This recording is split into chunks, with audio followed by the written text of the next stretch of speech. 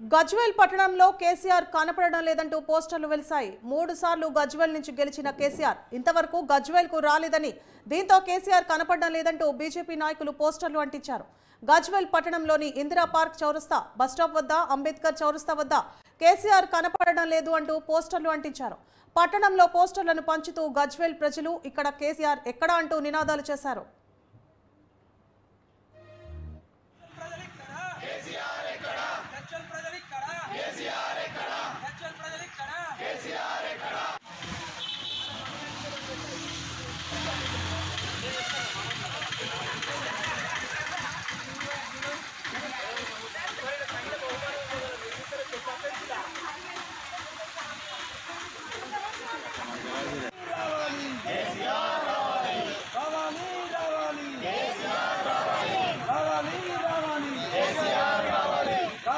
రావాలి